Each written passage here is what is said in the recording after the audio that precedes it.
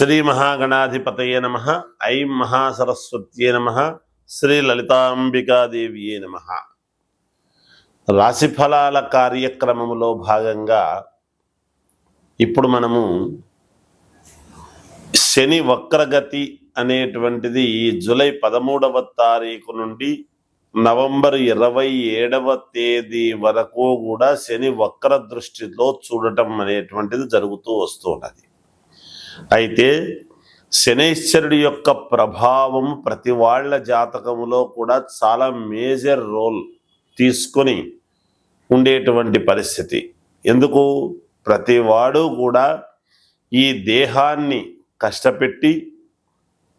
కష్టపడితేనే కదా 10 రూపాయలు వస్తుంది, కష్టే ఫలి అనేటువంటి మాట వచ్చింది. కాబట్టి దేహపీడాకారకుడు అయినటువంటి శనైశ్వరుడి యొక్క ప్రభావము ఎలా ఉండబోతున్నది, అలాగే శనైశ్వరుడు స్వక్షేత్రము నుంచి మీనములోకి వచ్చినప్పటి నుంచి కూడా ఎలా ఉంటుంది ఏమిటి అనేటువంటి దాని వలన ఒకటి, తర్వాత మీనము నుండి వక్ర దృష్టి చూడటం అంటే వెనక్కు చూడటం, సవ్య దృష్టి అనేటువంటిది ఉంటేనే ఎలా ఉంటుంది అనేది అందరికీ తెలిసినటువంటిది. అయితే వక్ర దృష్టి అనేటువంటిది మామూలుగా మనము పాండిత్యముతో అందరికీ అర్థం కాని విషయముతో చెబితే లాభము లేదు.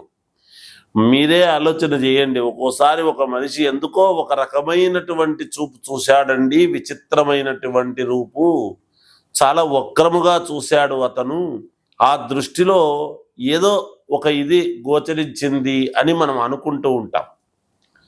అటువంటి వక్ర దృష్టి అనేటువంటిది ఎప్పుడైతే వెనకకు ఒక్కసారి నడవడమని, వెనక్కు చూడటమని, భూమికి చాలా దగ్గరగా వస్తూ ఉండేటువంటి దాని వలన అని ఇలాంటివి ఏవో చెబుతాం ఎన్నో రకాలుగా.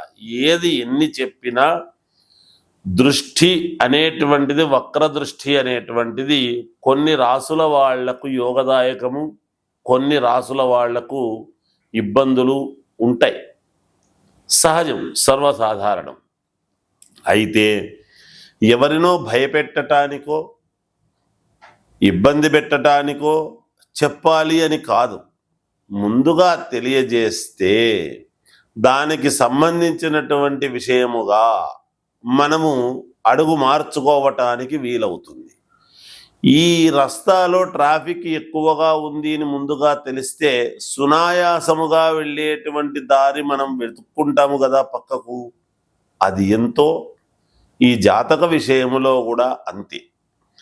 ఏ లగ్నాల వాళ్లకు, ఏ లగ్నములో పుట్టినటువంటి వాళ్లకు, ఏ రాసుల్లో ఉండేటువంటి వాళ్లకు మేలు జరుగుతుంది అనేటువంటిది ఇప్పుడు నేను తెలియజేస్తాను.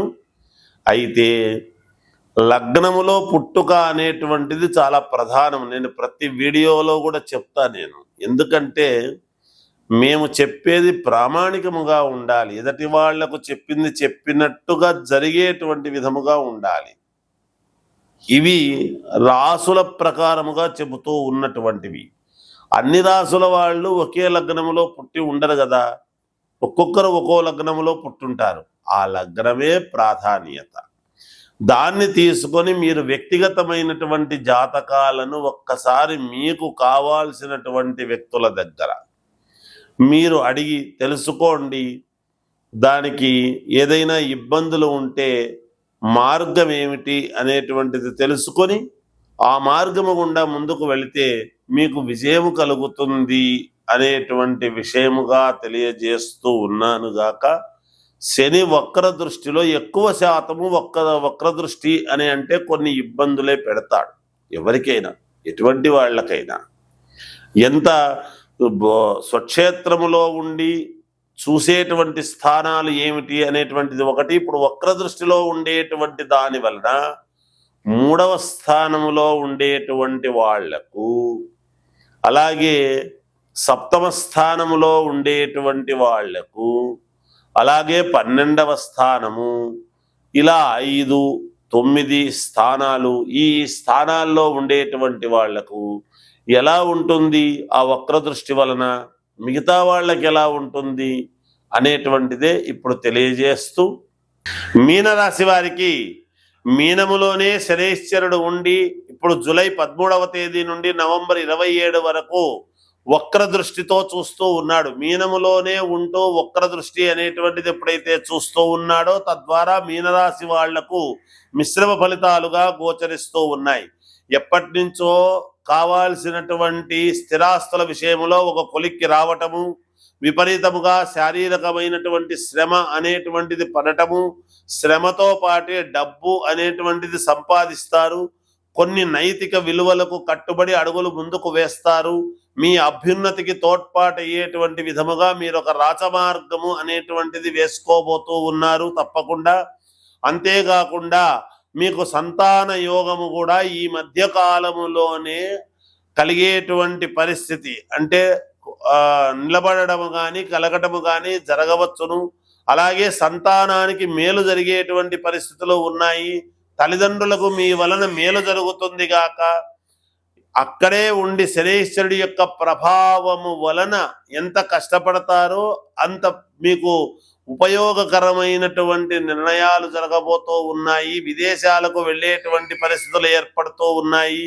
ఉద్యోగాలు కావాల్సినటువంటి వాళ్ళు ప్రయత్నాలు చేసుకోవచ్చు, ఉద్యోగాలు వస్తాయి, మేలు జరుగుతుంది.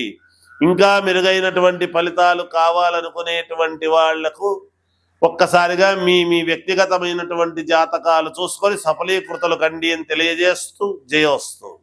ఏ రాశి వాళ్ళైనా ద్వాదశ రాశుల వాళ్లకు ఎప్పుడూ కూడా ఏది కూడా మనం ఏమీ మిశ్రమ ఫలితాలు కానీ ఇబ్బందికరమైనటువంటి పరిస్థితులు ఉన్నాయని అంటే కానీ మనం ఏమి ఎక్కడ అధైర్యపడాల్సిన అవసరం లేదు. అయితే సరైనటువంటి పరిష్కార మార్గం ఎప్పుడైతే మనము చేసుకుంటామో ఖచ్చితముగా మీకు మేలు అనేటువంటిది జరుగుతుంది. శాస్త్రాల్లో ఎప్పుడూ కూడా దోషం అనేటువంటిది ఉండదండి.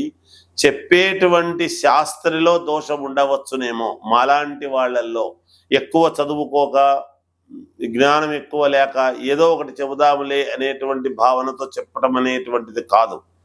నేను అందరినీ అనటం లేదు, ఎందుకంటే మహానుభావులు ఎంతో మంది ఎన్నో రకాలుగా చెబుతూ ఉంటారు. అయితే ఒకరొకరిది ఒక్కో రకమైనటువంటి భిన్న వైఖరి ఉంటుంది. అందుకనే మీకు నచ్చిన వాళ్ళ దగ్గర, మీకు అనుకూలమైనటువంటి వాళ్ళ దగ్గర మీరు మీ వ్యక్తిగతమైనటువంటి జాతకాన్ని ఎప్పుడైతే మనము జాతకాన్ని కరెక్ట్గా గనక సరి చేసుకుంటామో తప్పకుండా విజయం అనేటువంటిది మన వైపు ఉండి తీరుతుంది గాక.